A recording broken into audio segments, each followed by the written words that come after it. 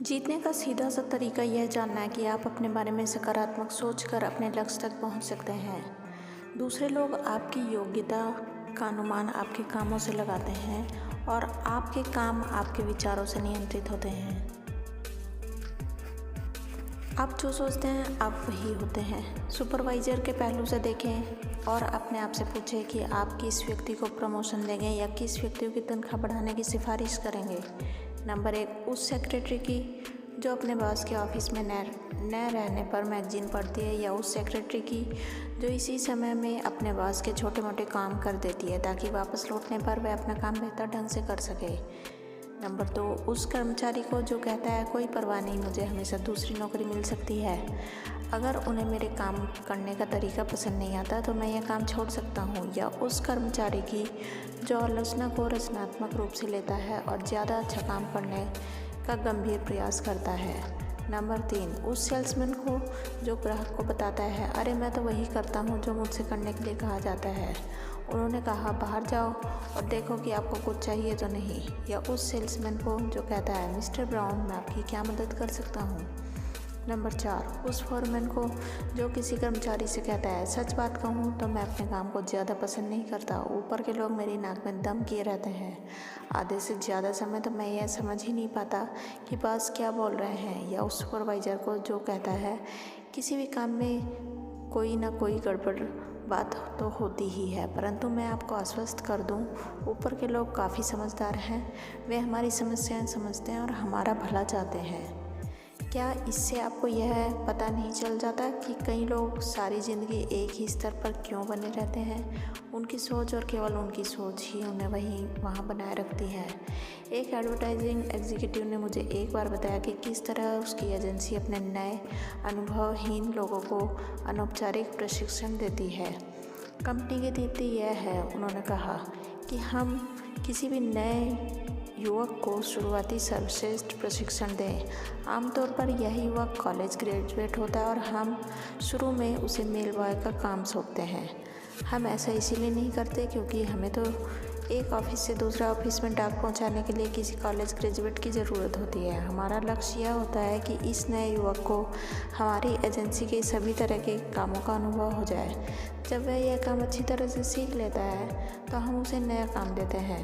कभी कभार यह होता है कि जब हम उस नए युवक को बताते हैं कि उसे शुरुआत में डाक लाना है और ले जाना है तो उसे लगता है कि डाकिया का काम करना छोटा और महत्वहीन है। जब ऐसा होता है तो हम समझ जाते हैं कि हमने गलत व्यक्ति चुन लिया है। अगर उसमें यह देखने की दूरदृष्टि नहीं है कि मेल बॉय का काम सीखना ज़रूरी है, कि यह महत्वपूर्ण कार्यों की दिशा में पहला व्यवहारिक कदम है, तो हमारी एजेंसी में उसका कोई भविष्य नहीं है। याद रखें, एग्जीक्यूटिव जब इस सवाल का जवाब सोचते हैं इस स्तर पर वह व्यक्ति क्या करेगा, तो इसके पहले वे इस सवाल का जवाब ढूंढते हैं अभी वह जो काम कर रहा है वह कैसा कर रहा है। यहाँ पर एक तर्क दिया जा रहा है जो दमदार, सीधा सा और आसान है। आगे बढ़ने से पहले इसे कम से कम 5 बार पढ़ें। वह व्यक्ति जो सोचता है कि उसका काम महत्वपूर्ण है, उसे मानसिक संकेत मिलते हैं कि वह बेहतर काम कैसे कर सकता है। और बेहतर काम का मतलब होता है ज़्यादा प्रमोशन, ज़्यादा तनख्वाह, ज़्यादा प्रतिष्ठा, ज़्यादा सुख। इसको आप 5 बार रिपीट करें। वह व्यक्ति जो सोचता है कि उसका काम महत्वपूर्ण है, उसे मानसिक संकेत मिलते हैं कि वह बेहतर काम कैसे कर सकता है। और बेहतर काम का मतलब होता है ज़्यादा प्रमोशन, ज़्यादा तनख्वाह, ज़्यादा प्रतिष्ठा, ज़्यादा सुख। हम सभी ने देखा होगा कि बच्चे किस तरह जल्दी से अपने माता पिता के रवैये, आदतें, डर और रुचियों को सीख लेते हैं, चाहे भोजन की रुचि हो, व्यवहार के तरीके हों, धार्मिक और राजनीतिक विचार हों या किसी और तरह का व्यवहार हो। बच्चा आमतौर पर अपने माँ बाप की सोच का जीता जागता प्रतिबिंब होता है। वह नकल करके सीखता है और यही वयस्कों के साथ भी होता है। लोग जिंदगी भर दूसरों की नकल करते रहते हैं। वे अपने लीडर्स और सुपरवाइजर्स की नकल करते हैं। उनके विचारों और कार्यों पर इन लोगों का बहुत प्रभाव पड़ता है। आप इसे आसानी से परख सकते हैं। अपने किसी दोस्त और इसके बॉस का अध्ययन करें और यह देखें कि दोनों की सोच और कार्यों में कितनी समानता है। आपका दोस्त इन क्षेत्रों में अपने बॉस की नकल कर सकता है। भाषा और शब्दों का चयन, सिगरेट पीने का तरीका, चेहरे के कुछ भाव और आदतें, कपड़ों का चुनाव और कार का चयन, इसके अलावा भी बहुत सारे क्षेत्रों में समानता दिखाई दे सकती है। नकल की शक्ति को देखने का एक और तरीका कर्मचारियों के रवैये और बॉस के रवैये की तुलना करना है। अगर बॉस नर्वस, तनावग्रस्त, चिंतित होगा तो उसके करीबी सहयोगी भी इसी तरह के होंगे। परंतु जब मिस्टर बॉस सफल महसूस करते हैं, अच्छा महसूस करते हैं, तो उनके कर्मचारी भी सफल और अच्छा महसूस करते हैं। इससे हमें यह शिक्षा मिलती है, हम अपने काम के बारे में जिस तरह सोचते हैं उससे यह तय होता है कि हमारे अधीनस्थ अपने काम के बारे में किस तरह सोचेंगे। हमारे अधीनस्थों का काम के बारे में जो रवैया होता है वह काम के बारे में हमारे अपने रवैये का प्रतिबिंब होता है। यह याद रखना महत्वपूर्ण है कि हमारे अच्छे बुरे रवैये का असर हमारे अधीनस्थों के रवैये पर पड़ता है, जिस तरह कि किसी बच्चे पर अपने माँ बाप के रवैये का असर पड़ता है।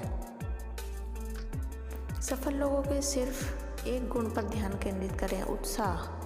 कभी आपने देखा है कि डिपार्टमेंट के उत्साही सेल्समैन ने आपकी यानी ग्राहक को किसी सामान के बारे में ज़्यादा रोमांचित कर दिया हो, या कभी आपने गौर किया कि किसी उत्साही धर्मोपदेशक या वक्ता ने अपने श्रोताओं को उत्साही और सजग बना दिया। अगर आप में उत्साह होगा तो आप आसपास के लोगों में भी उत्साह होगा। परंतु आप अपने भीतर उत्साह किस तरह भर सकते हैं? मूलभूत कदम आसान है। उत्साहपूर्वक सोचें, हमेशा आशावादी प्रगतिशील विचार रखें। यह बहुत बढ़िया काम है और मैं यह काम कर सकता हूँ। आप जो सोचते हैं आप वही होते हैं। उत्साह के बारे में सोचें और आप उत्साही बन जाएंगे। अपने अधीनस्थों से अच्छी क्वालिटी का काम करवाने के लिए आपको इस काम के बारे में उत्साही होना पड़ेगा। दूसरे भी आपके उत्साह को देखकर उत्साहित हो जाएंगे और आपका काम बढ़िया ढंग से हो जाएगा।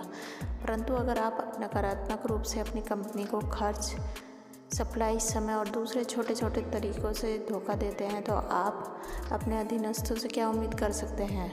अगर आप देर से ऑफिस आएंगे और जल्दी चले जाएंगे तो आप अपने कर्मचारियों से क्या उम्मीद रखेंगे? हमें अपने काम के बारे में सही रवैया इसीलिए भी रखना चाहिए ताकि हमारे अधीनस्थ अपने काम के बारे में सही रवैया रख सकें। हमारे सुपीरियर हमारे काम की क्वालिटी और क्वांटिटी का मूल्यांकन करते समय उसी काम का मूल्यांकन करते हैं जो हमारे अधीनस्थों ने किया है।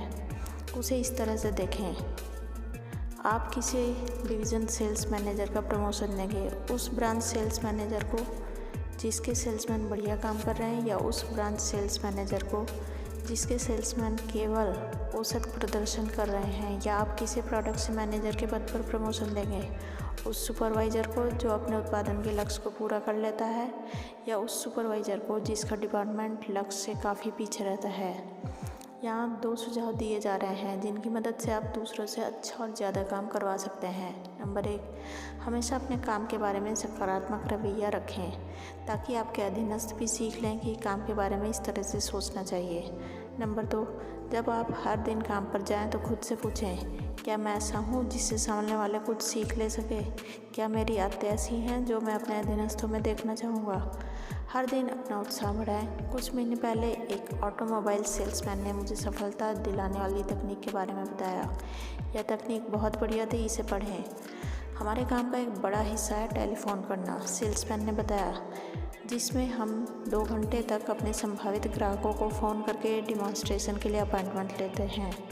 जब मैंने 3 साल पहले कार बेचना शुरू किया तो मुझे यहीं पर सबसे ज़्यादा मुश्किल आती थी। मैं संकोची और डरा हुआ रहता था और मैं जानता था कि मेरी आवाज़ फ़ोन पर कैसी सुनाई देती होगी। सामने वाले आदमी के लिए यह बोलना स्वाभाविक ही होता था, सॉरी मेरी इसमें कोई रुचि नहीं है, और इसके बाद वह फ़ोन काट देता था। हर सोमवार की सुबह हमारे सेल्स मैनेजर एक सेल्स मीटिंग लेते थे। यह मीटिंग बहुत प्रेरणादायक हुआ करती थी और इसमें मुझे काफ़ी प्रेरणा मिलती थी, और इसका परिणाम यह होता था कि सोमवार को मैं सप्ताह के किसी और दिन के मुकाबले ज़्यादा डेमोन्स्ट्रेशन हासिल करने में कामयाब हो जाता था।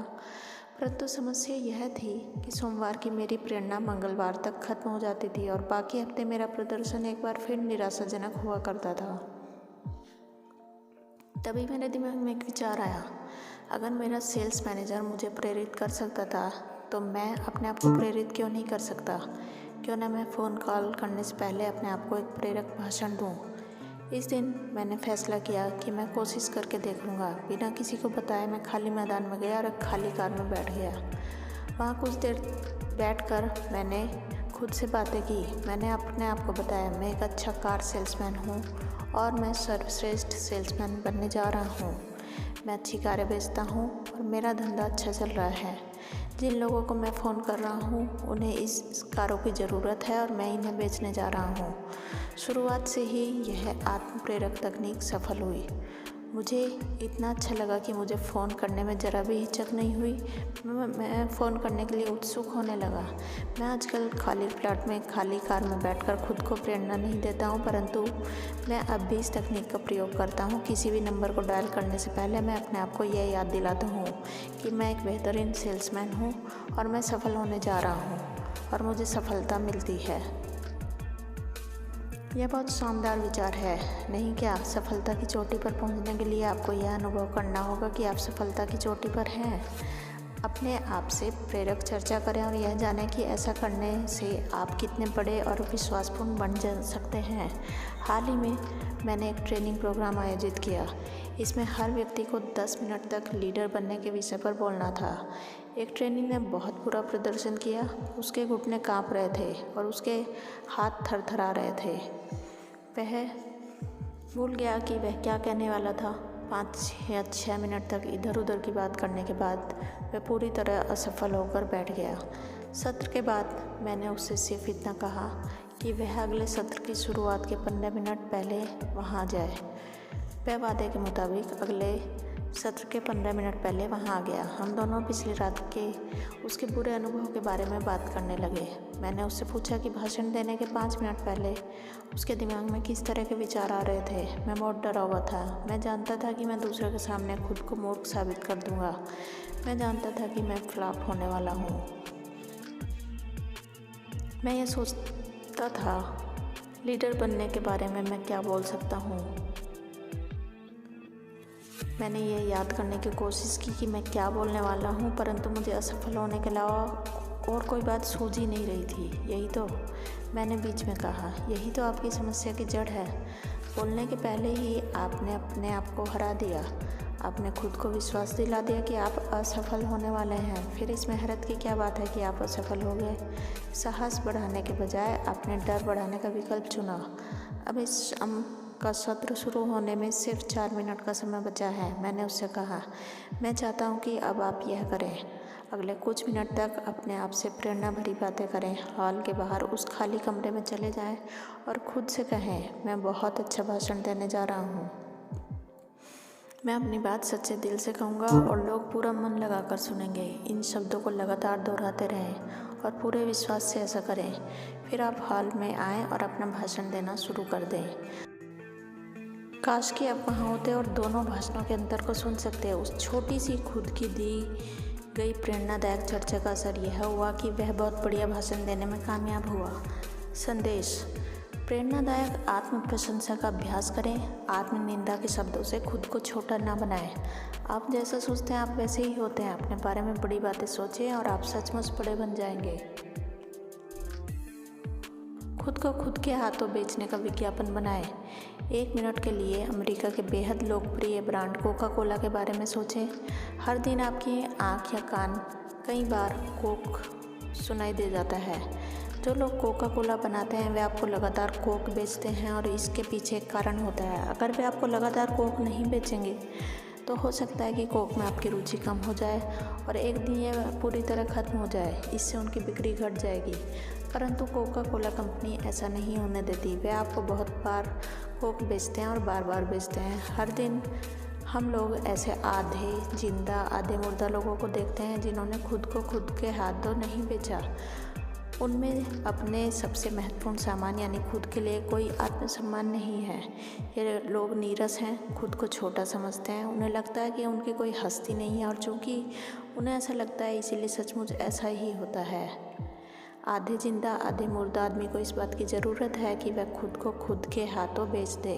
उसे ये महसूस करना होगा कि वह एक फर्स्ट क्लास आदमी है। उसे खुद पर सच्चा पूरा विश्वास करना ही होगा। टॉम स्टैली एक युवक है जो तेज़ी से सफलता के रास्ते पर जा रहा है। टॉम दिन में 3 बार खुद को खुद के हाथों बेचता है और वह ऐसा टॉम स्टैली के 60 सेकंड के विज्ञापन के माध्यम से करता है। वह अपने विज्ञापन को हमेशा अपने पर्स में अपने साथ रखता है। इस विज्ञापन में उसने क्या लिखा है? टॉम स्टैली से मिले एक महत्वपूर्ण सचमुच महत्वपूर्ण व्यक्ति। टॉम, आप एक बड़े चिंतक हैं, इसलिए आप बड़ा सोचें। हर चीज़ के बारे में बड़ा सोचें। आप में बढ़िया काम करने की बहुत ही योग्यता है, इसीलिए हमेशा बढ़िया काम करें। टॉम, आप सुख, प्रगति और अमीरी में विश्वास करते हैं, इसीलिए सिर्फ सुख के बारे में बात करें, सिर्फ प्रगति के बारे में बात करें, सिर्फ अमीरी के बारे में बात करें। आप में बहुत क्षमताएं हैं टॉम, आप में बहुत क्षमताएं हैं, इसीलिए आप अपनी क्षमताओं का उपयोग अपनी नौकरी में करें। आपको कोई चीज़ सफल होने से नहीं रोक सकती टॉम, कोई भी चीज़। टॉम, आप उत्साही हैं, अपने उत्साह को सबके सामने दिखने दें। आप अच्छे दिखते हैं टॉम, और आप अच्छा अनुभव करते हैं, ऐसे ही बने रहें। टॉम स्टैली, आप कल बहुत बढ़िया आदमी थे और आप आज उससे भी बढ़िया आदमी बनकर दिखाएंगे। अब ऐसा करके दिखाएं। टॉम, आगे बढ़ें। टॉम मानता है कि इस विज्ञापन की मदद से वह इतना सफल और महत्वपूर्ण बन पाया। खुद को खुद के हाथों बेचने से पहले मैं सोचा करता था कि मैं हर एक की तुलना में हीन हूँ, छोटा हूँ। अब मैं महसूस करता हूँ मेरे पास सफल होने के सारे गुण हैं और मैं सफल हो रहा हूँ और मैं हमेशा सफल होता रहूँगा। आप अपना खुद के हाथों खुद को बेचने का विज्ञापन कैसे बनाएं? पहले तो अपने गुणों को चुनें। आप में कौन सी योग्यताएं और काबिलियत है? खुद से पूछें, मुझ में क्या खास बात है? अपने बारे में वर्णन करते समय जरा भी संकोच ना करें। इन गुणों को एक कागज़ पर अपने शब्दों में लिख लें, फिर अपने बारे में विज्ञापन लिखें। टॉम स्टैली के विज्ञापन को एक बार फिर पढ़ें या देखें कि वह किस तरह टॉम से बात करता है। अपने आप से बात करें, बिल्कुल स्पष्ट रहें। जब आप विज्ञापन तैयार करें तो किसी और के बारे में ना सोचें, खुद के बारे में सोचें। तीसरी बात, आप दिन में कम से कम एक बार इस विज्ञापन को अकेले में जोर से पढ़ें। शीशे के सामने पढ़ने से ज़्यादा फायदा होगा। इसे पढ़ते समय शारीरिक गतिविधियों की भी मदद लें।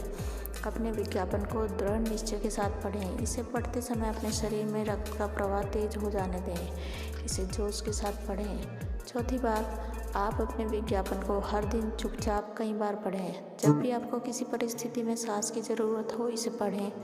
जब भी आप खुद को निराशा या असफल पाएं, इसे पढ़ें। अपने विज्ञापन को हमेशा अपने पास रखें और इसका प्रयोग करें। एक बात और, बहुत से लोग, शायद ज़्यादातर लोग, सफलता की इस तकनीक को पढ़कर हंस सकते हैं, इसीलिए क्योंकि वे लोग यह मानने को तैयार ही नहीं होते कि विचारों को नियंत्रित करके सफलता पाई जा सकती है। परंतु मेहरबानी करके औसत व्यक्तियों के फैसलों को ना मानें। आप औसत व्यक्ति नहीं हैं। अगर आपको खुद के हाथों खुद को बेचने के सिद्धांत के बारे में कोई शंका है तो अपनी पहचान में सबसे सफल व्यक्ति से सलाह लें कि वह इस बारे में क्या सोचता है। उससे पूछें और फिर खुद के हाथों खुद को बेचना शुरू करें। अपनी सोच को विकसित करें, महत्वपूर्ण लोगों की तरह सोचें। अपनी सोच को विकसित करने का मतलब है अपने कार्यों को विकसित करना, और इसी से सफलता मिलती है। यहाँ आपको एक आसान तरीका बताया जा रहा है जिसकी मदद से आप महत्वपूर्ण लोगों की तरह सोच पाएंगे। नीचे दिए गए फॉर्म को मार्गदर्शक की तरह प्रयोग करें। मैं किस तरह सोचता हूँ, चेक करें। परिस्थिति और उसके बाद खुद से पूछें। नंबर 1, परिस्थिति। जब मैं चिंतित होता हूँ, खुद से पूछें, क्या कोई महत्वपूर्ण व्यक्ति इस बारे में चिंतित होगा? क्या मेरी पहचान का सबसे सफल व्यक्ति इस बात से विचलित होगा? नंबर 2, परिस्थिति 1, विचार। खुद से पूछें, अगर यह विचार किसी महत्वपूर्ण व्यक्ति के पास होता तो वह क्या करता? नंबर 3, मेरा पहनावा। क्या मैं ऐसा दिखता हूँ जिसके पास अधिकतम आत्मसम्मान है? नंबर 4, मेरी भाषा। क्या मैं सफल लोगों की भाषा बोलता हूँ? नंबर 5, जो मैं पढ़ता हूँ। से पूछें, क्या महत्वपूर्ण व्यक्ति इसे पढ़ते? नंबर 6, परिस्थिति चर्चा। खुद से पूछें, क्या सफल लोग ऐसी चर्चा करते हैं? नंबर 7, परिस्थिति जब मैं गुस्सा होता हूँ। खुद से पूछें, क्या कोई महत्वपूर्ण व्यक्ति इस बात पर गुस्सा होता? नंबर 8, परिस्थिति मेरे मजाक। क्या महत्वपूर्ण व्यक्ति इस तरह के मजाक करते हैं? नंबर 9, परिस्थिति मेरी नौकरी। महत्वपूर्ण व्यक्ति अपनी नौकरी के बारे में दूसरों को किस तरह बताते हैं? अपने दिमाग में यह सवाल जमकर बिठा लें, क्या महत्वपूर्ण व्यक्ति इसी तरीके से काम करता है? बड़े ज़्यादातर सफल बनने के लिए इस सवाल का उपयोग करें। संक्षेप में याद रखें। नंबर 1, महत्वपूर्ण दिखें। इससे आपको महत्वपूर्ण सोचने में मदद मिलती है। आपकी वेशभूषा आपसे कुछ कहती है। सुनिश्चित कर लें कि यह आपके आत्मविश्वास और हौसले को बढ़ाए। आपकी वेशभूषा सामने वाले से भी कुछ कहती है। सुनिश्चित कर लें कि यह सबसे कहे, यह रहा एक महत्वपूर्ण व्यक्ति, बुद्धिमान, अमीर और भरोसेमंद। नंबर 2, यह सोचें कि आपका काम महत्वपूर्ण है। इस तरीके से सोचें और आपको ऐसे मानसिक संकेत मिलने लगेंगे कि आप अपने काम को किस तरह बेहतर ढंग से कर सकते हैं। सोचें कि आपका काम महत्वपूर्ण है और आपके अधीनस्थ भी सोचने लगेंगे कि इनका काम महत्वपूर्ण है। नंबर 3, हर दिन कई बार अपने आप से प्रेरणादायक बातें करें। खुद के हाथों खुद को बेचने का विज्ञापन बनाएं। हर मौके पर खुद को याद दिलाएं कि आप एक फर्स्ट क्लास इंसान हैं। नंबर 4, जिंदगी की हर परिस्थिति में खुद से पूछें क्या महत्वपूर्ण व्यक्ति इस तरह से सोचते हैं, फिर जवाब के हिसाब से काम करें। इस वीडियो में इतना ही। इसे आगे का सुनने के लिए आप हमारा नेक्स्ट वीडियो देखें 7A। हमारे सभी व्यूवर्स और सब्सक्राइबर्स का बहुत बहुत धन्यवाद। हमारे साथ बने रहें इसी तरह के यूज़फुल वीडियोज़ के लिए। धन्यवाद।